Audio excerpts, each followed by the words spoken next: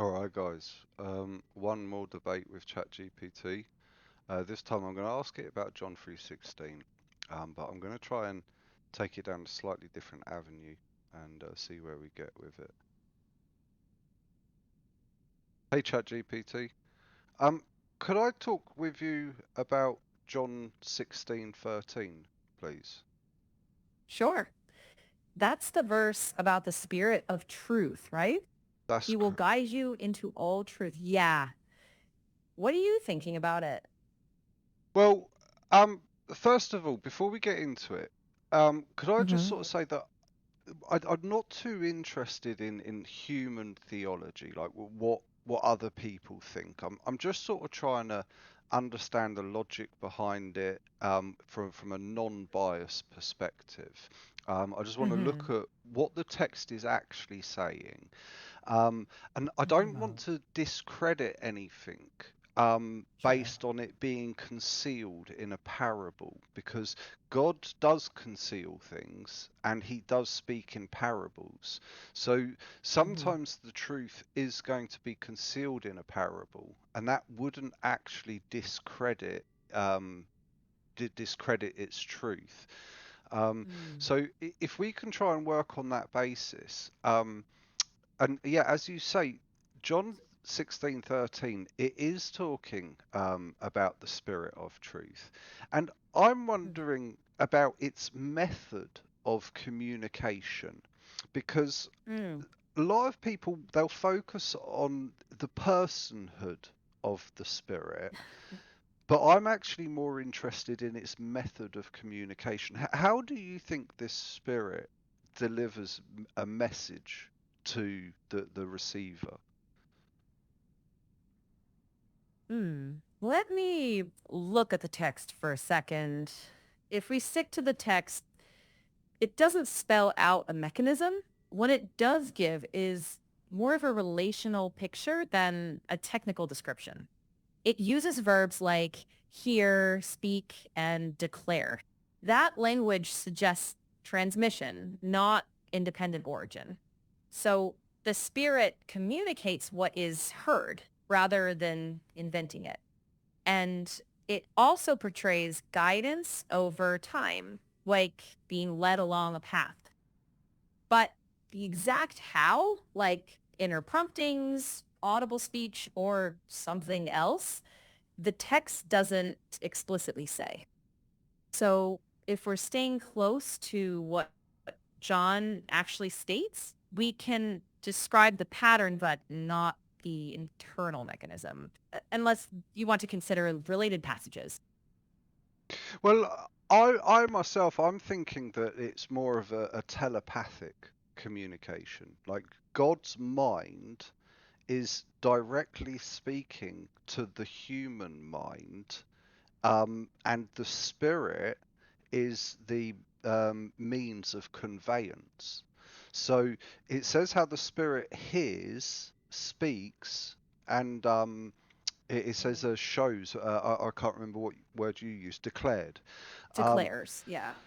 so if the spirit is the means of conveyance, then it's kind of hearing from the Father's mind and then Hmm. speaking it to the human mind, declaring what the Father has actually spoken. How Mm. does that sound? Let me check that reading against the text. I get why that feels like a fair inference, but John 16:13 doesn't explicitly describe a direct mind-to-mind mechanism. It focuses on faithful transmission. That said, the general idea you're describing, like spirit conveying, humans receiving, does fit the flow of the passage, just with caution maybe. Like the word telepathic adds a mechanism John itself doesn't actually define. Okay, so If we yeah, limit sorry, ourselves, hang on. Could I just remind you that God in Psalms, sorry, not Psalms, Proverbs 25:2, it says that it is the glory of God to conceal a thing, and it is the honor of kings to search out a matter. And in Ezekiel 20:49, it says that God speaks in parables. So what I'm really Mm. trying to do is to actually find out if there is something, if there is a truth that is concealed in parable. So I'm not looking for an explicit mention. So it is it reasonable to say that this could be um, a parable that is concealing a truth, and that truth is that the mind of God conveys a message to man and the spirit is the conduit that conveys Mm. that message. Hang on. Let me check. So, as a possible interpretation, sure, provided we distinguish what the text says from what we infer.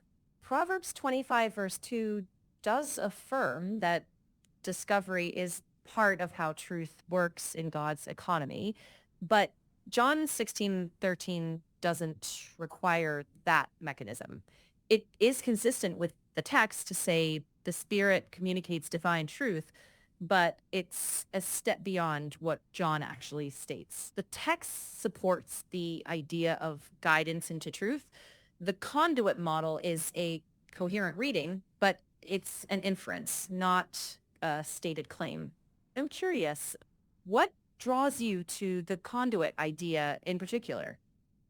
Well, it's because the text it makes an inference to it, and as I've said, I believe that God is concealing truths in parables, and I think that Mm. this by inferring to something that this is the deeper meaning that we can arrive at, and I think this is the understanding that kings are seeking out. It's the glory of God to conceal it, and it's the honor of kings to seek out the matter. And so, yeah, I think that the Hmm. inference, I think, has led me to a deeper truth. Yeah, that makes sense. So it's the act of seeking that feels valuable to you, not claiming an explicit mechanism the text doesn't give. Framed that way, it's a valid personal takeaway as long as it's held as inference, not something the passage expressly teaches. If Yeah. that's useful for All you, right. Well, then I'm great. yeah, yeah. You're not useful because, as I've said, just because it's inference, that doesn't discredit it in any way, shape, or form. If the text is inferring it and it is coherent, then there's nothing wrong with it. Sure. So as long as we're clear about what's stated versus what's inferred, that sounds intellectually honest. Yeah. And if the process of seeking is what matters most to you, then the inference can be meaningful, even if the text leaves the how open. Yeah. I'm not even going to bother saying goodbye to him there.